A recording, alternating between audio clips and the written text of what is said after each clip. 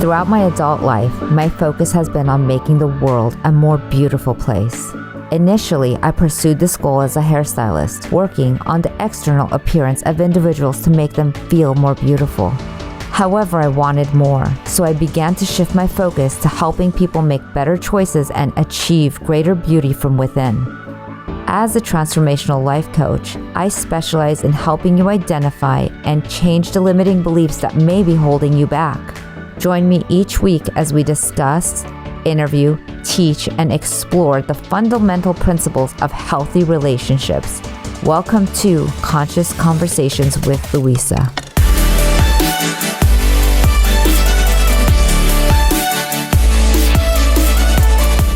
In today's episode of Conscious Conversations with Louisa, I'm speaking with...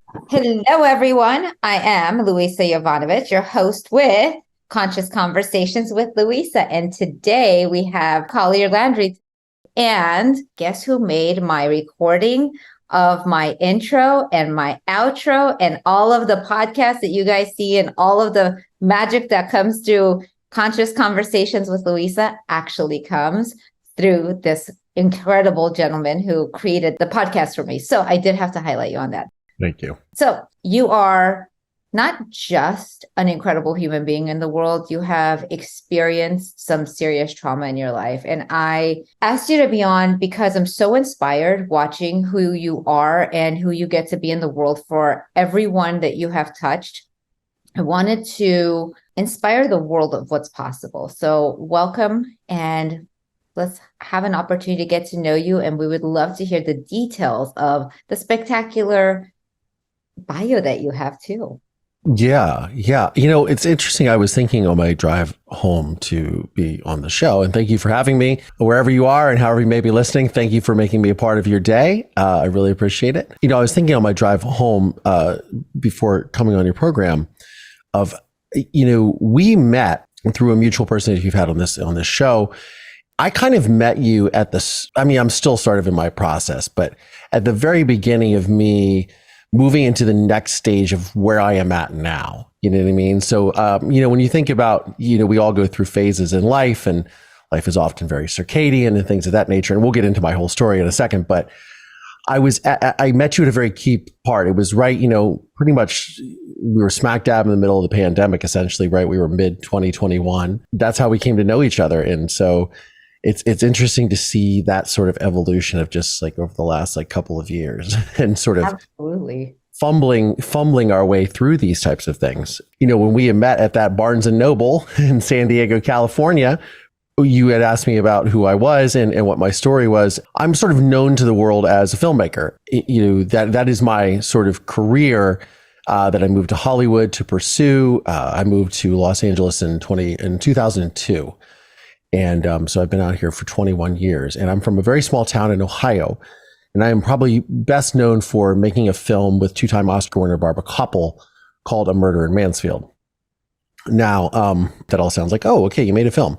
But really, that film, which was released during the pandemic and which I traveled the world with before its initial like worldwide release, is about my life and essentially about a murder, and specifically the murder of my mother by my father, which I witnessed at the age of 11. And it was at that time the largest case in Ohio history. And it was something that rocked my very small town of Mansfield. I heard my father murder my mother on New Year's Eve, 1989. And no one believed me except for one detective. And over the course of the next 25 days, myself and this detective solved my mother's murder. Essentially, what I started doing is I started gathering clues and had constant contact with this detective because he had come to my house. Initially, I had rang my mother's friends and said, you know, please call the police. And when the initial police officers arrived, I was not able to really tell them because my grandmother, who was staying with us at the time, who was my father's mother and very good friends with my mother, but she was kind of hovering. So I wasn't able to really talk to the police properly, but they didn't believe me. And when I rang up my mother's friends the next day when my father was gone, they said, they're treating it as a missing persons case. And I said, look, she's not a missing person. She's not a missing person. Something has happened to her. But luckily, by the grace of God, this detective by the name of Lieutenant David Messmore, he came to my house because this is January 1st, 1990, and didn't have a lot to do. And this is a very small town in Ohio. My father was a doctor, and he said, "Oh, this is interesting. A doctor's wife goes missing on New Year's Eve," and he came to investigate, just ask a few questions. And there was a moment where my grandmother, who was absolutely apoplectic when he showed up, went to go and call my father. And something that I remember when I was a kid is my mother always told me about the carousel horses. She grew up in my entire family's from Philadelphia. And she grew up in Philadelphia, and she said, when you're on the carousel horse, the idea is to win. You grab the brass ring and you win the prize. And she kept telling me, Collier, as a young man, she always told me, Collier, you want to grab the brass ring in life. You want to seize that opportunity. And I recognized when my grandmother left me alone with this detective for 30 seconds that this was the brass ring moment. And I said to him, looked him in the eye, and I said, look, my mother, something's happened to my mother. She would never leave me. Give me your business card. And when I go to school tomorrow, I'm going to call you and talk to you. And I think he just thought I was kind of nuts, but he did. He obliged me, and my grandmother came back and kicked him out of the house. So the next day I went to school, and I told him the story of what had happened, which was essentially I was woken up in the middle of the night. Well, before that, my parents were going through a divorce. My father was a chronic womanizer. He had a girlfriend that he had introduced me to, and this sort of kicked off the whole divorce topic. Now, my mother knew about all these multiple affairs. My father had lived double lives, and so like a myriad of women had gone through his life while he was married to my mother. But this was something that I did not know as a child. I was 11 years old at the time. And I started telling him, how I heard these a scream and two loud thuds in the middle of the night. And then I had heard my father muttering, and then I had counted his footsteps as they came down the hallway, and I could see, I always as a child slept with my door open, and the feet had stopped in my doorway, and something told me, don't look up. And I firmly believe that had I looked up at that time, I would not be sitting here today.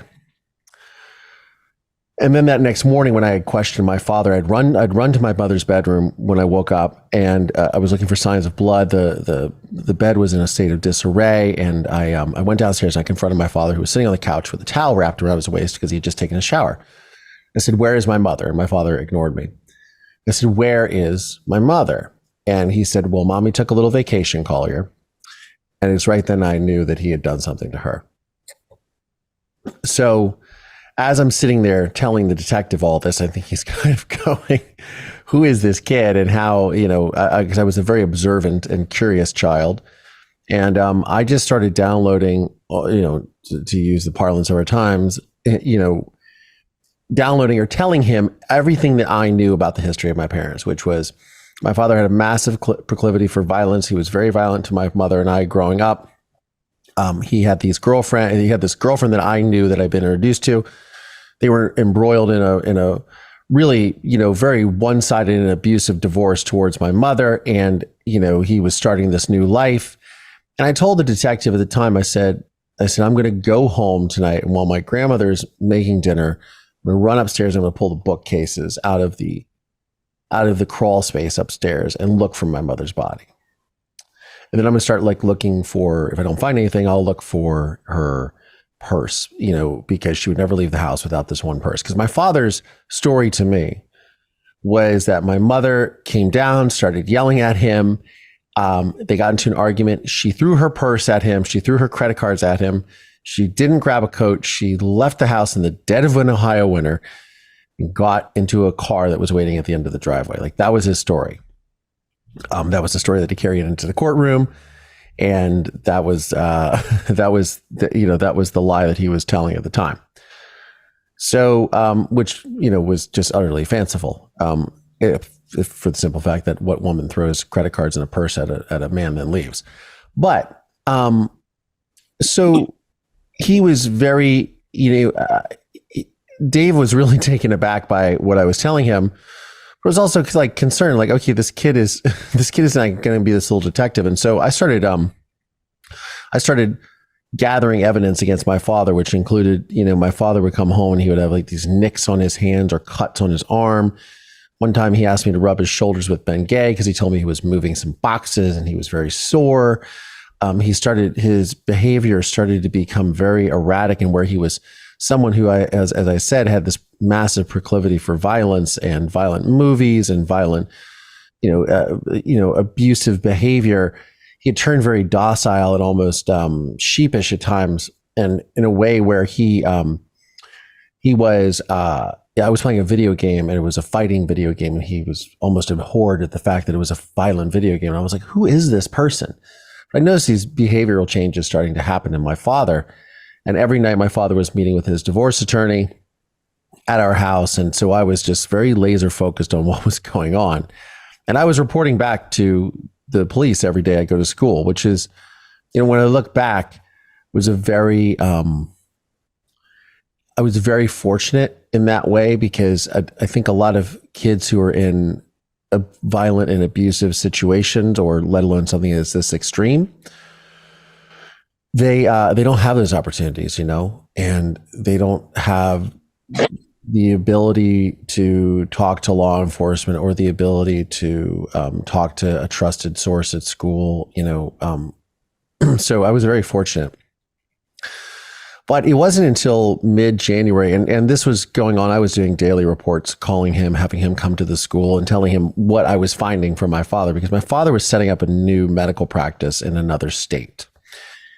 And one of the things is, my father, during the middle of January that year, had asked me if I wanted to go to his office with him to pick up some paperwork. And I said, well, yeah, of course. And I'm thinking to myself, well, I'm not letting you out of my sight whenever you're around me. And we go to the office, and on the way back home, we stop at a gas station. And he goes into the gas station, and again, brass ring moment, I start rummaging through his truck as I'm watching him through the windshield in the gas station. I find 2 photographs. One is of a house that I've never seen before, and the second one is of his girlfriend and her 2 children, who I had known, sitting in front of a fireplace that was wrapped in plastic. And I said to myself, this is a new house, and I've never seen it before. And she's connected somehow. And ultimately, that is the house that they discovered my mother's body buried underneath, the basement floor. My father had exhumed, had raised the concrete floor. He had rented a jackhammer and dug a grave, and then covered it with AstroTurf indoor outdoor carpeting, and repainted everything and made it like a new room. And ultimately, that was what was discovered 25 days after my mother went missing.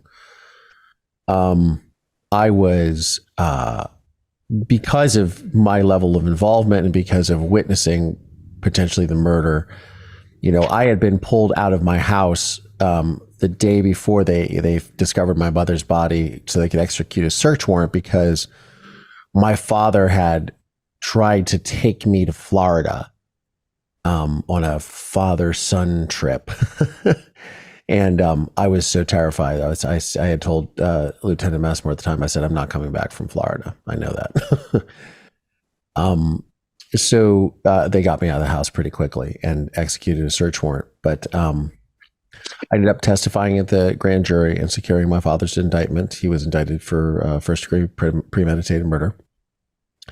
And I guess at that time, I guess I sort of thought that I would have a family that would rally around me, being a child, and a child who has just been through such a horrific circumstance.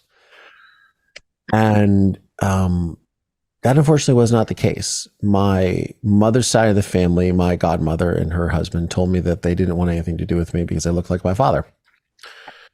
And my father's side of the family told me they didn't want anything to do with me until I recanted my testimony and said that I made the whole thing up. And yeah. So I ended up going into the foster care system, where I was raised for about a year. And during the course of that, I lived, and for those of you that don't know, foster care is not a fun situation, no matter who you are.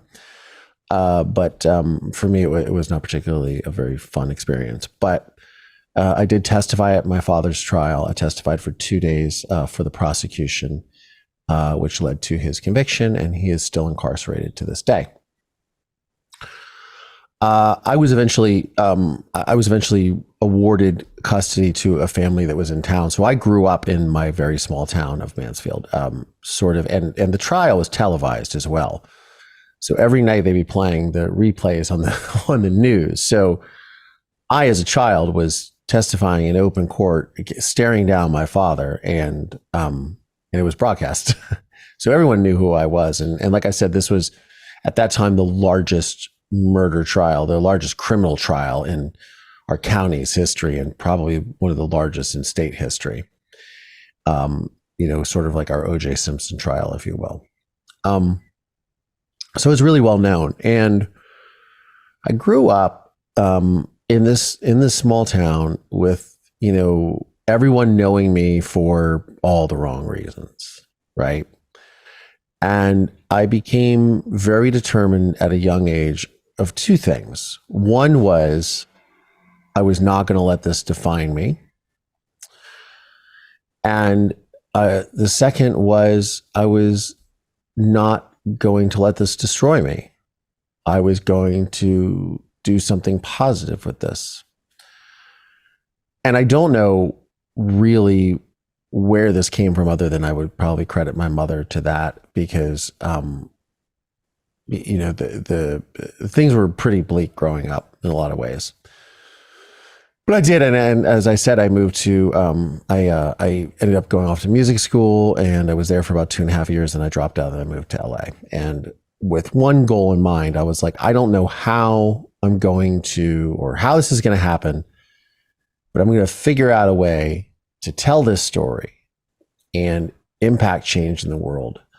But also, I'm going to find the answer of why my father murdered my mother, because it made no sense to me. He was winning the divorce. He was making plenty of money at the time, and it was just all very weird to me. And I think, when you grow up in the shadow of someone who does something that's so horrific, and when you're also connected to both the victim and the perpetrator, it's a little bit of, excuse my language, a little bit of a mind fuck. And you have to sort of sort through all of that in your own process, because nobody can really tell you how that works, right? You got to just sort it out yourself. And that's what I learned how to do. But my way of processing that was through art and doing something positive with the story. And I maintained a relationship with my father for decades. I would write. I would go visit him a lot. I would even go into the prison where he was incarcerated, and teach inmates how to use filmmaking software and editing software and Photoshop and all these fun things, and help with camera packages and all that. I became very ingrained in the prison system, all with one goal, which was to tell a story, which I did ultimately.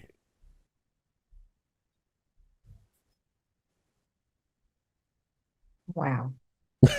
Wow. It's so crazy because you started this with, we were at Barnes and Noble sitting next to each other, and we're co-writers of this book, and it's and you don't know who you're sitting next to, right? Yeah. There's this super handsome guy sitting next to me, and I have no idea his story. And we have had an incredible journey of getting to know each other and watching each other really succeed and really put our heart and soul into things, and watching what you have created. And up until right now, I actually had never heard your story like this. And I experience your heart. I experience who you are. I experience your passion to how many people and human beings you touch and the way you touch them. I had never heard, because, when you're friends with someone, you don't go, oh, can you please tell me the details of your family? Yeah, and let's go back and discuss all of the pain. Right? So, as a child, you were so insightful, so profound, so articulate, so courageous. And I always think that whoever you are as a child is who you really are in your life and your essence anyways. So it really is so beautiful to know you because you're exactly that today. And just as an adult version of that very, very powerful child. Yeah. Unstoppable. Yeah, it's weird, you say, and thank you for the compliment, by the way. It's odd because when I was screening the film in New York, which was we premiered it at a big film festival called Doc NYC Fest, and I remember just watching myself in the trial footage of this kid on this giant big screen in the theater, and I thought, God, like I haven't changed a bit. I just got a little older, got some gray hair, and I mean, sadly, I probably haven't matured much since that age because I was pretty mature. But I just remember thinking like, wow, like I just still have that sort of same foundation, same sort of sense of right and wrong, or just tenacity, I suppose. I was like I was a tenacious little kid who just wanted to find out, wanted justice for his mother. So, but yeah, it's interesting you say about like not knowing some stories. So I had a whole career, I got into the film business with the sole purpose of telling the story. Like that was it. I was like, I'm going to learn everything I can about filmmaking. I'm going to, whatever it is, and I'm going to figure out a way to tell the story. And I didn't even know what that looked like, right? I thought, oh, okay, man, I'll make a scripted series. I'll do this. I mean, I'm still in the process of doing all this, and but I remember seeing a film. There's a film that I saw in 1999. It came out, and it's by far one of my top 5 best films, American films. It's called American History X, and it's Edward Norton plays a neo-Nazi. It's Edward Norton, Eddie Furlong, Beverly D'Angelo, Elliot Gould, etc. Like a ton of people are in this film. But I remember watching that film, and the essence of the film is about the consequences of violence. And I remember saying to myself and my friend who I'd gone to see it with at this theater in Northridge, I said, whoever made that film, I want them to help me tell my story. So I put that out in the universe. And 8 years later, I'm sitting with my girlfriend in our little Hollywood bungalow, and she says, this guy contacted me on MySpace and he wants to photograph me for a book. She was a model, and she's like, he wants to photograph me for a book, and he's a movie producer. And I was like, oh, what has he done? And she starts rattling off a bunch of films, and then she says, American History X. And I was like, let's meet this guy. And his name was John Morrissey, and he became my co-executive producer for Murder in Mansfield. And we are still friends to this day, but close friends. And I remember, I had met him, and I didn't tell him my story. I didn't tell anyone my story growing up. Everyone knew very like surface details. Like, okay, Collier's from Ohio. His dad killed his mom and he was adopted. Like, that's it. Like, that's all anybody knew. And he was talking about a project that he wanted to do, which was just not really worth his time. And I said, I got an idea. I want to make a show about the consequences of violence in America. And I said, the best news is I have the rights. I own the rights to the pilot, and this is what we should make. And I gave him this book that's sitting over my shoulder right now, which was a book of newspaper clippings from when my mother went missing to when the trial, and then to the turn of the millennia, when it was like the largest case of the century, et cetera, et cetera.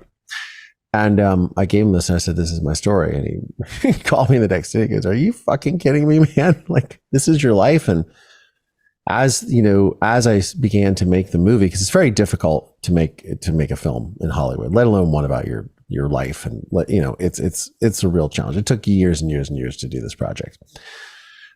But when the film came out, and it hits like the streaming services in like 2020, 2021, I got messages and phone calls from people that I had worked with for years, from anywhere from, musical artists that I had worked with to directors to producers. And they were like, I just saw you on Investigation Discovery, or I just saw this movie, because Barbara's won 2 Academy Awards. So, she gets a lot of attention when she makes a film.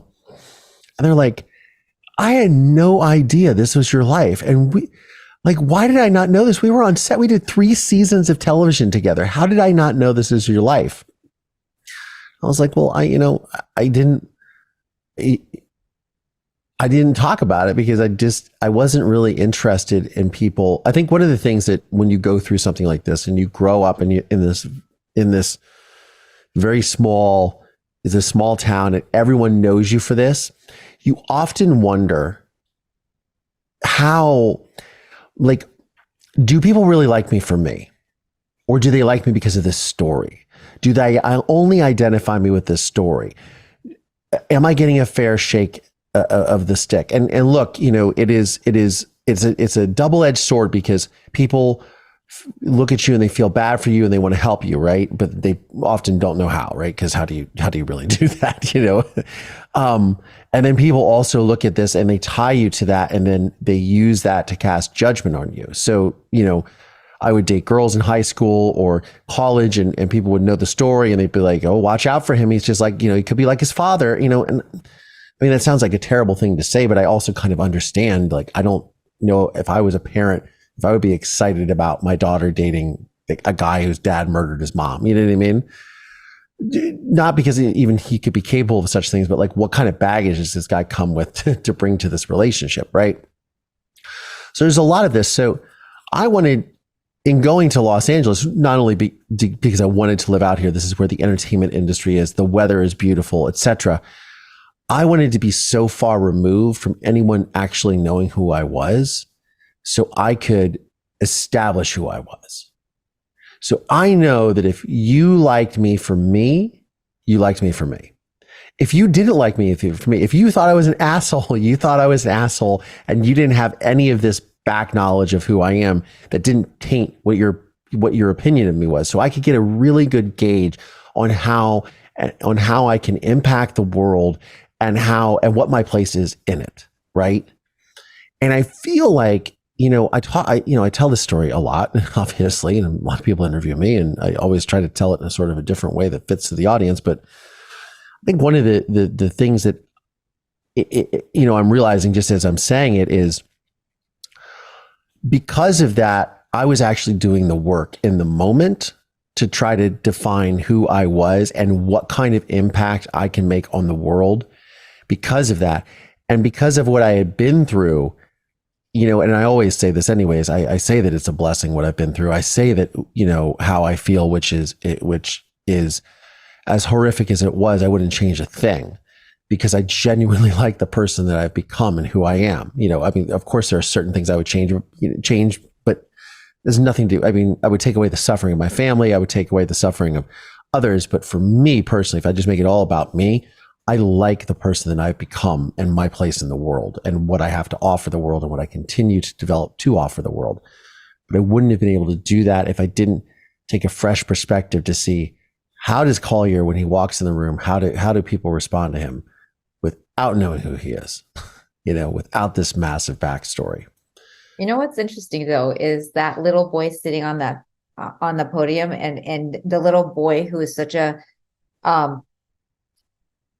powerhouse. Without the story of the back end, you're already exactly that. So you just found the remarkable kid who already was there. So the filter and the stories that we came up with, or you came up with, that defined you were all part of the story, but it was never you, because that little boy was such a badass. If you just take the facts alone are the Collier now that you've already fallen in love with, but that's you in essence. Yeah. Yeah. And it's, it's a process, I'm not here to say that it's super easy and, you can, rah. It's a lot of work. Sorry, I'm just going to turn this on the do not disturb so as people keep. But isn't that true for what I love about what you're doing is it allows all of us to have an opportunity to see who we really are in our essence as a child and as the bright light in the world. And then we grow up and we're like, "Ooh, I did all this work and now I love myself." But yet we've been that all along. Becoming a hairdresser and doing all this work, and I really thought I had cleaned up so I could clean up enough to look good and have people go, "Oh, you're just so this." I run into people who knew me in elementary school. I mean, 6th, 7th, and 8th grade, and they're like, "You're exactly how I remember you." I'm like, "Really? I did all this work and that's this, you go That's back, it. this is how you remember me." And what I know that they're saying is the joy, the spirit, the bright light, the want and loving. And so their experience, how I love people, like seeing you as you really are that very, very passionate, curious child who's very committed to your results of like, I got this. So I'm going to open it up to everyone else having an opportunity to share a little bit about what you shared and ask questions or give feedback. So would you be open to that, Collier? Of course. It's what we're here for, right? We're growing and learning. I love it. Fabulous. Hello, Brian, by the way. So who would like an opportunity? Jed, I see you unmuted, so that's fabulous. Yeah, so that was a remarkable story. I'm sorry you had to go through that. It's also the process and how you manage that was like amazing, miraculous.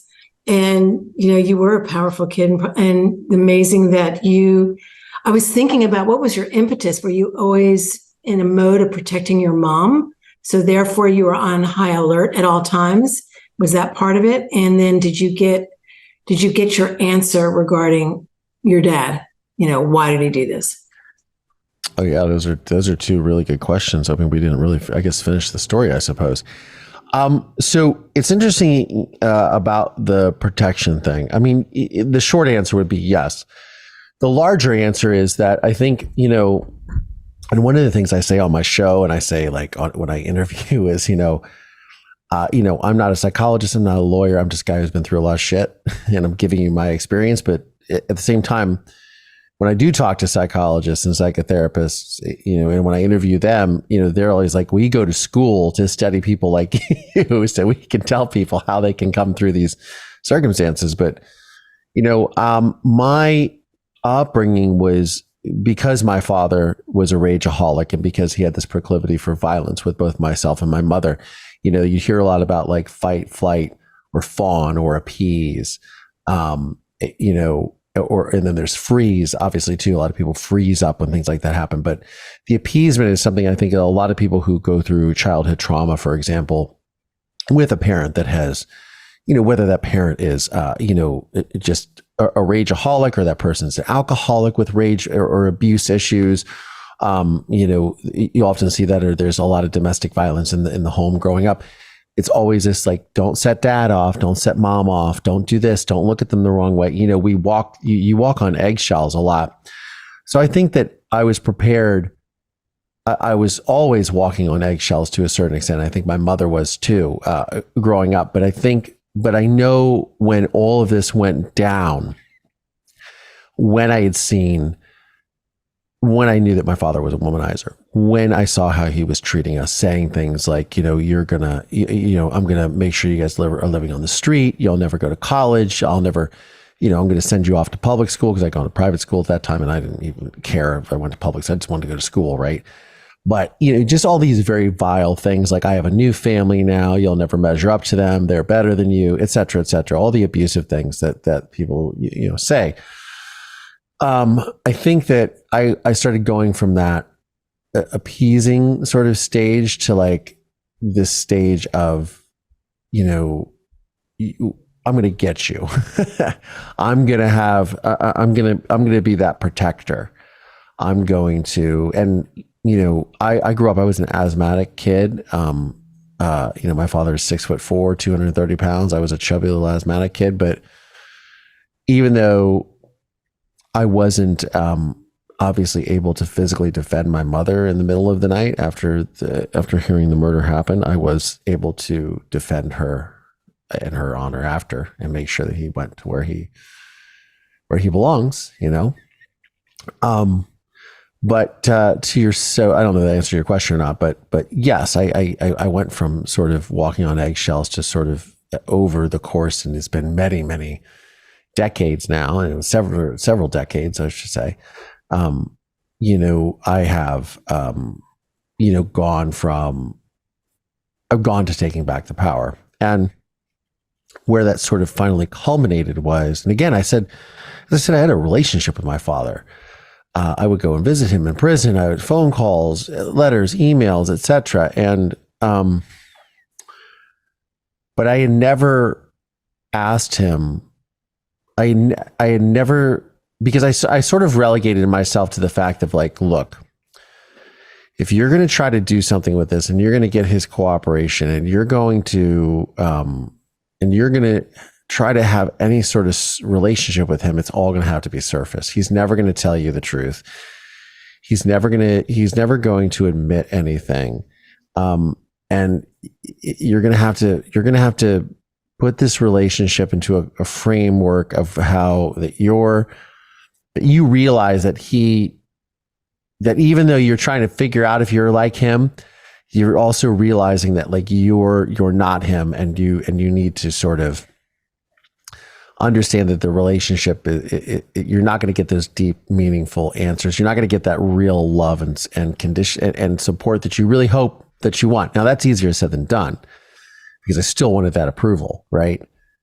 I mean, at the end of the day, he's still my father, even though he's a horrific human being. He's destroyed not only my mother's life, my family's lives, but the lives of countless other people. One of the big things that I talk about a lot is the consequences and the ramifications of violence, and how those ripple effects echo through society, right? But if you see my film, A Murder in Mansfield, it's available on my website. You can get it. Or if you have a Discovery Plus or Investigation Discovery, it's on there. But when I go into that room and sit down with him, because the film ultimately culminates in this, sit down with my father, where it's right over my shoulder here. You can see the photograph. I sit across from him and I ask him, why did you murder my mother? That was the first time that I ever said that to him. Why did you murder my mother? Or ever since you murdered my mother, I've had this question. And it was at that moment that I said that I had taken back the power from him. But it was 26 years in the making for me to sit down and say, why, Dad? Why did you do this? And spoiler alert, he can't tell me. He's a psychopath. It's so crazy to think that, like, I could understand how you would feel that way. And yet someone like me who hasn't had trauma like that still found myself walking on eggshells, still looking for approval, still looking for, like, needing to be validated. And so it's surreal to be like, how not having experienced pain like that, but yet I think even growing up in a household where things aren't as traumatic, I still found ways to experience that level of looking and needing and hoping for approval. And showing up like that for most of my life until I had my own breakthrough in that area. So, like, it's fascinating to see it on like that huge scale and being like, well, I get being that afraid, right? And then still like experiencing it without that even part of my life. Yeah. And I believe that a lot of like what you share kind of gives everyone an experience of like feeling safe and normal and knowing that it's okay, and to go from any level of that. And there's a moment where you get your power back and you get to be okay. Yeah. It's, look, we all experience these types of things in some form or another. Like, thank God we all don't experience something this dramatic or this tragic, but we all have we all have these moments where, things affect us as children, or, we deal with traumatic situations differently. And honestly, in the last like several years, we've all, like, the entire planet went through a mass trauma with COVID and being, you think about, and I think really COVID was one of those things that got me thinking a lot about my situation. Cause when we started this conversation, I was talking about how it was so unique that I had the opportunity to, go to school and have a safe place away from the home where I could talk to a detective, where I could, gather evidence and share that. And that, that's so unique because it's very rare. And, as someone who talks, I do another podcast with Tara Newell from, Dirty John. And, we talk to survivors called Survivor Squad, shameless plug, but we talk to other survivors of true crime. But, when you think about like crime and domestic violence issues, I mean, we're talking about crimes that are 98% of the time perpetrated on women, right? And you think about my mother's case, missing persons cases, and unfortunately there's so many of them that go unsolved every year here in the United States and definitely around the world. For sure, of course. And they're most of the time they go unsolved, or the person is just never found, or they are found and they're found in the trunk of a car, and because no one took action, or because or not because people didn't want to take action, because action was not taken, or signs were not recognized. And I think that having these conversations,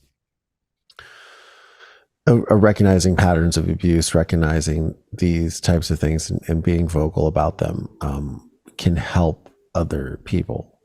Having these conversations raise awareness. Now, whether, again, not everybody's case is that extreme, not everybody's upbringing is that extreme, but there's definitely certain things to be gleaned that also can be very eye-opening for people who do suffer different forms of childhood trauma, right? And what that looks like for them, and how they can begin to, rebuild their lives or rebuild their relationships with others, What was the thing that you said in the beginning when your mom was like that moment where you grab something by the horn? Yeah, grab the brass ring. Yeah, the carousel horse. You grab the brass ring. You grab the brass ring and you win the prize. I mean, that's what I understand of it. I mean, it's if for anyone who's going to have anything to take away today, I find for me that being so powerful. If like really, if it, could you imagine like of anything that someone could be raising you with, that being a core awareness of a takeaway, like do not miss moments in your life, like she created the most powerful man in you. Like a mom is complete when she's done her job, and she was actually complete even at 11 with you, because she taught you something that you've had your entire life. Yeah, it's an interesting thing. I like I said, I traveled around the world with the film, and I also got to reconnect with many people from my childhood. And a friend of mine had become a childhood psychologist and worked with, foster kids, abused kids, adopted kids, things of that nature. And she'd seen the film and she said, I want to talk to you about it. Come to my office. I want to share with you some of the things that I talk to, and that I go to these different seminars and listen to these very famous child psychologists. And I think that it'll help you sort of understand like how you were prepared to deal with all of this without even knowing. And things as simple as, my mother not treating me like a child, she treated me like a child, but not babying me, not, even though she was very protective and was a loving mother, I was raised with a lot of discipline. I was, sort of raised, I mean, I hate to use the word conservatively, but I would say, eat your food on your plate before you get seconds, be nice to people, give away, I remember something that was every year before Santa Claus would come, I would have to give away half my toys to Toys for Tots, and not just the half that I didn't like, but just some that I also were like my favorites, because my mother taught me that you are a child, you are very fortunate, and you should share with others. And so just the basic humanity of that, but also the allowing me to fall and scrape my leg and or fail and learn from failure. I wasn't coddled as a child, and that ultimately is what, many psychologists have told me was the ultimate reason why I was able to sort of, hit the ground and bounce up so high and have still a sense of worth and a sense of my bearings and be able to move forward. I think that's so powerful. And I have actually used that in parenting, but I have to touch on the story of like giving away half your toys. I came home one day and all my kids' toys were on the side of the house. They'd just taken all of their toys and piled it to the side of the house. I said, "What are you guys doing?" They said, "We're donating everything." I said, "Why?" They said, "Isn't that how we get new things?" So my kids had a little different perspective of like giving away all their toys. They were like, "That's how we get new things."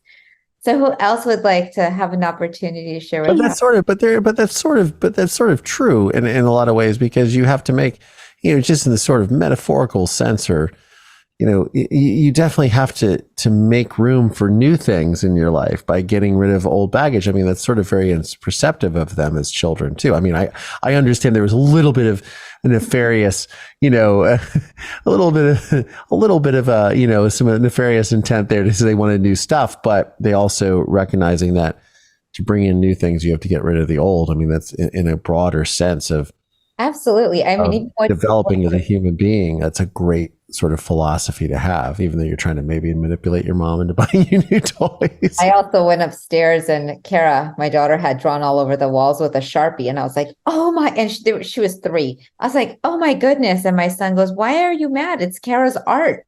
And so, and now she's an incredible artist. So I don't know why I was mad. It's a Sharpie on the wall, but it's Kara's art. So funny. Go ahead, Tracy. Oh, thank you so much for sharing. Loved your story. I wanted to ask you, my mom is a rager and a narcissist, and I've never gone and gotten help like for PTSD or those things that they do for EMDR or whatever. So I'm wondering if there's any modalities that you have used that really helped you, because to this day, I am jumpy and a people pleaser, and I will answer what I think is the right answer or the expected answer, and then I will have this horrible resentment at myself for doing something I didn't want to do, and I realize I'm behaving like I'm 5, and I have to, do what I need to do to keep the peace so the bomb doesn't go off, with my mother. Yeah.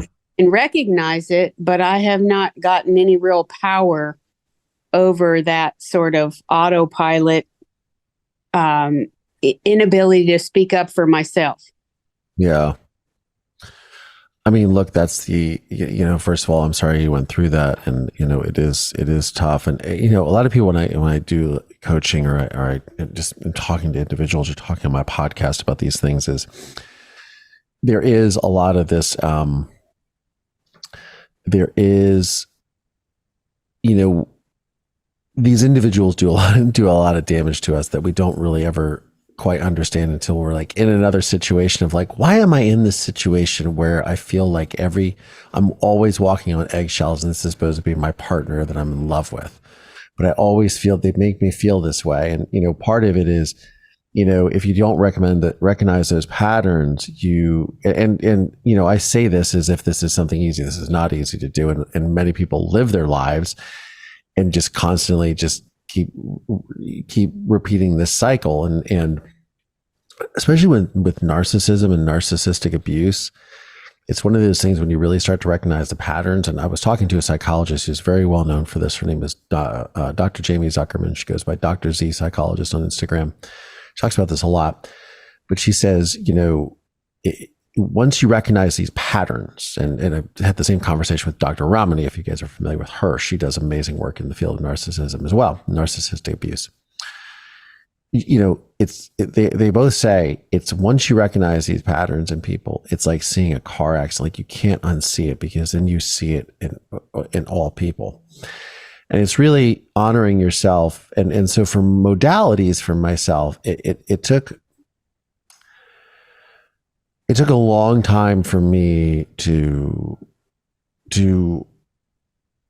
I think my sort of coming to Jesus, if you will, with the narcissism of my father and his abuse, was trying to understand, like, to what end? Like, what is the purpose of this? Like I know this is wrong, and I know that because of that behavior that I grew up with, I have these, tendencies to gravitate towards certain people that treat me this way, or put myself in certain situations that make me feel this way. So it's understanding and recognizing the patterns. But for me, it was like, to what end was this for? What gain was this for? And I think the biggest thing that and for me, my whole journey was based on one of compassion. Not only compassion with myself and what I was going through, and understanding that, like, I've been through a lot and I need to figure this out, but also compassion for my father, and understanding that I, at a very early age, like when I was a teenager, said I was going to forgive my father. It was not an easy thing to do. And I've told this story many times to people, because people will say, well, how could you forgive someone for doing something so horrific? And I said, you've got it all wrong. It's not about him. It's about me. It's about me saying there's no power, or this doesn't have any power over me.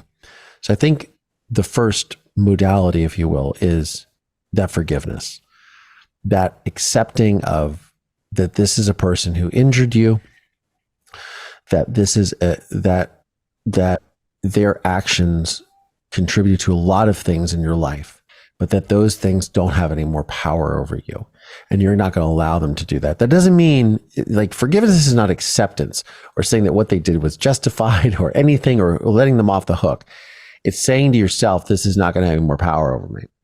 And then you can begin to recognize these patterns and be able to see them in your own life. Like, do I always appease? Do I do this? And it's also not like you want to just turn around and be like, okay, now I'm going to be an asshole to everybody. Like, now I'm going to be angry. I'm not going to put up with any shit. That doesn't work either. You can't be that person, right? So you've got to find this, everything in life is about nuance, right? Or subtlety. Like, you have to you have to find a way where you can draw these really healthy boundaries with people, because drawing boundaries is a huge step to being able to heal yourself. Because you're finally, for once, putting yourself first in these situations. When you start to draw healthy boundaries, not boundaries where you shut off the world, not boundaries like, healthy boundaries, saying, I don't accept this behavior. I'm not going to allow this behavior in my life. When you start to draw those healthy boundaries, that's when you really start to take your power back.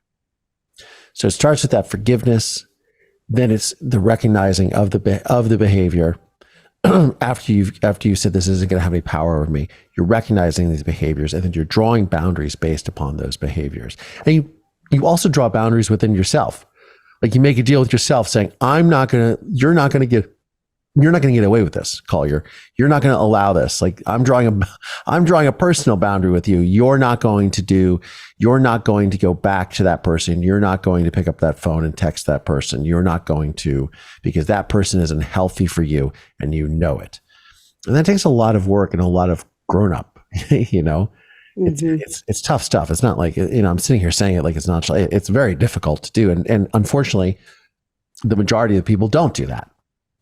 They just sort of live lives in sort of, live in quiet suffering, if you will.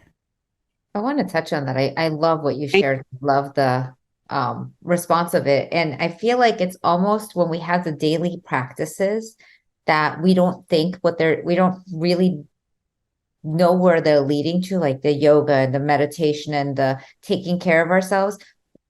slowly but surely we're becoming that person who doesn't have to walk around being like, oh, you can't do that. We just know it makes us like, one day you're riding a bike. You couldn't ride it the day before, but one day you're like, oh my God, I know how to ride a bike.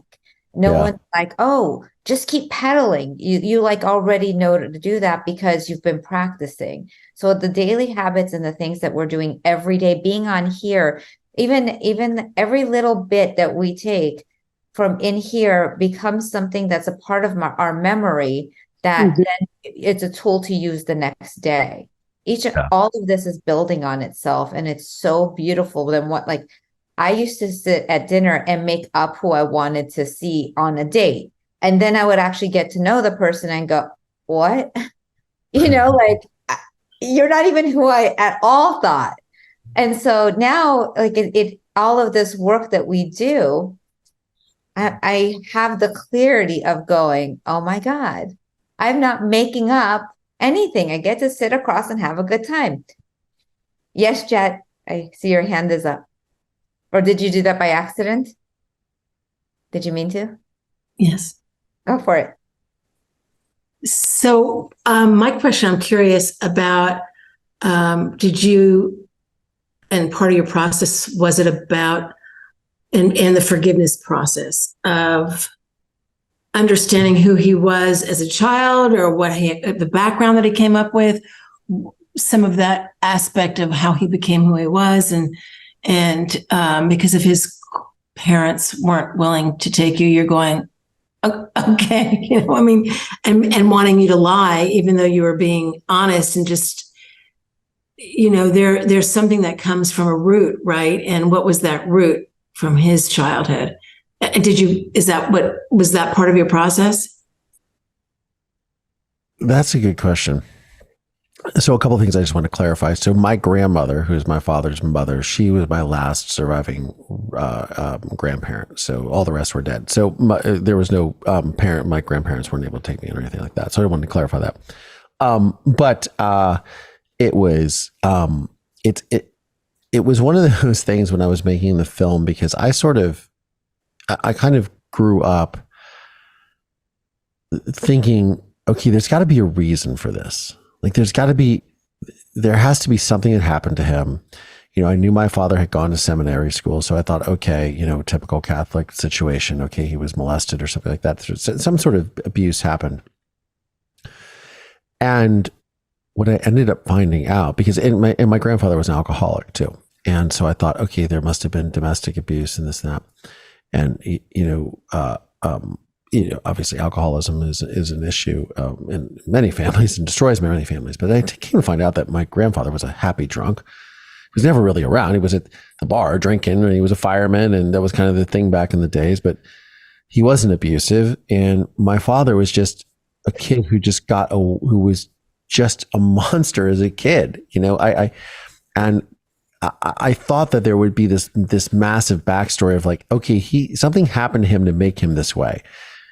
And I remember after the scene with my father and confronting him in prison and having this whole moment. And like I said, I had a relationship for 26 years before that.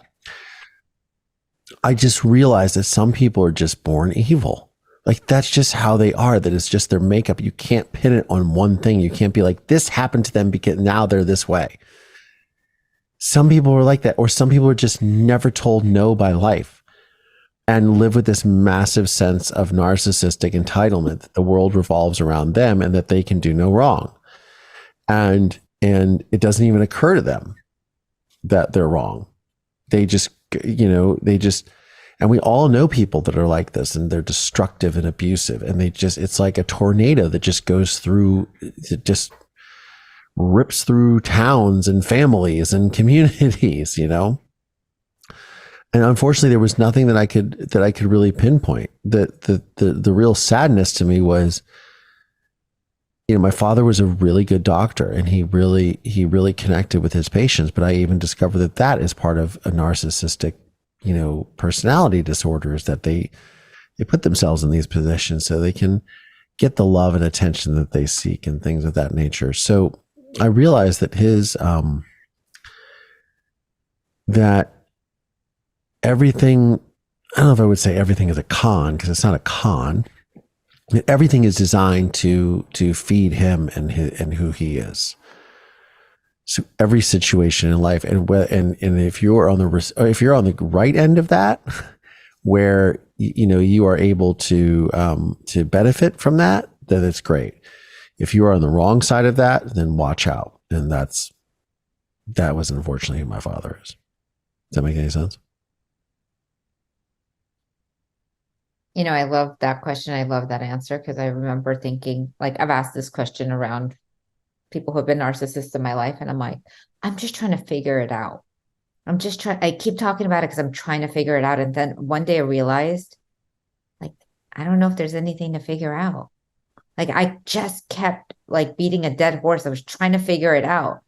And one day I was like, I am really wasting a lot of time, precious quality time. And by like trying to figure it out. And I don't think we can. Like, it's almost like if there was being a filmmaker and there's a movie, there's always the villain. Your dad had to be the villain chose to be a villain in this lifetime.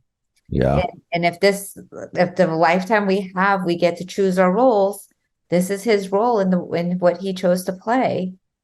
Yeah. I think it was amazing too that you got to have a voice immediately at 11 for that gentleman to listen to you.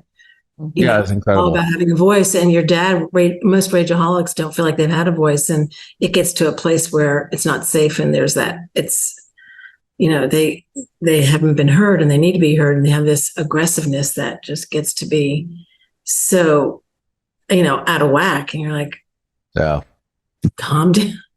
There's no judgment, there's no shame here. We're just listening, Yeah. But anyway, it's messed up. It's really goes so deep. It starts so young, and those perceptions, and when you're not, have parents show up is a big deal. Yeah. I mean, really pop out as something evil, but it's about how parents are aware that these are challenging areas, and how do we help them navigate through that so it's not so highly sensitive. And so, because you probably were a really highly sensitive young a child as well, and your mom taught you how to manage that, right?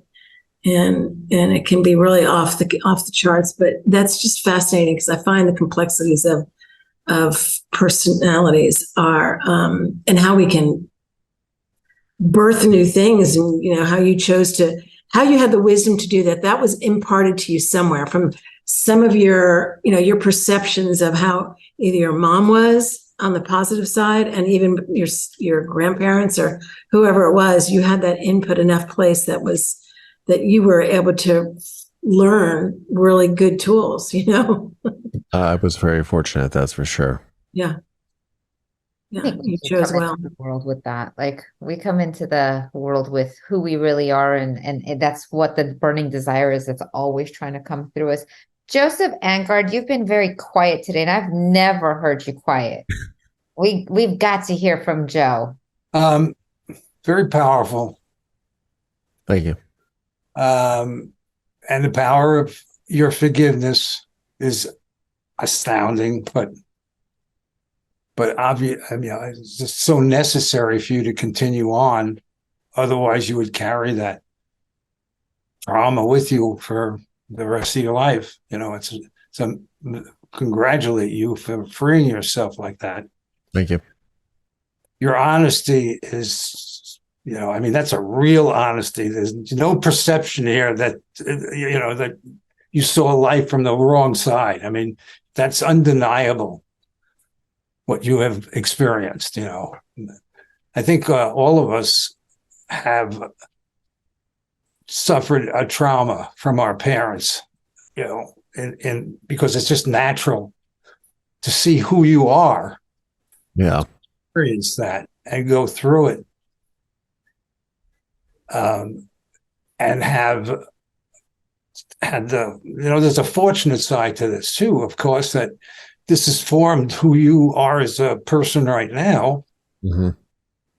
And has given you a lot of power to be this person. Unfortunately, the circumstances were horrendous, but everybody has that, suffers something when they grow up, from perceived or real.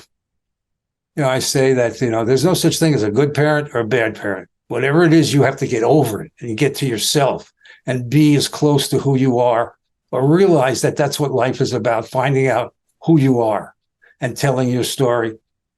You're a very, very accomplished gentleman. Very, very good. It's a pleasure to you. And thank you, Louisa, as always, for bringing us these kinds of people. It's beautiful every second Tuesday of the month that I know I'm going to get a jolt. I feel like I'm so blessed because part of my life has been being surrounded by really, truly beautiful people. And every time I like look around, I'm like, oh my God, everyone is so remarkable. I could get every one of us on every other Tuesday and hear our story, because it's really what Collier is saying is everybody has their story, and it's how we tell their story and who we really are. And we become so relatable. And I love what you said, like true trauma or perceived trauma, we all have experienced something. And I would be the child who was like standing behind the salon chair, telling everybody the story about my poor traumatic life and how my parents totally screwed up raising me. And if only they had done it right, I would be fantastic. And one day somebody was like, wow, you keep making your parents wrong to be right. And so you don't have to be responsible about your actions. I was like, what? And the reality is that I love what you've created, Collier, and I love how you shared what you heard him say, Joe, because everyone is walking away with insight today and a little bit more of a powerful space to tap into. And that's what I love about Tuesdays. Like, we get these nuggets. What Collier's mom gave him, we now have too, right? Like, that is going to play in my head when there's a moment in my life. And your mom just impacted my life through you. Exactly. That's what I love about sharing the stories is I had not heard that before. And your mom is now a part of like touching my life through you.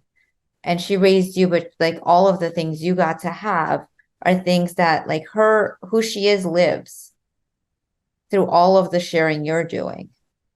Yeah. It's very cool. Right. Yeah. Cool. It really is. And look at how many people like you're not even off yet. And I'm getting texts of like, wow, right? Like, how amazing is that?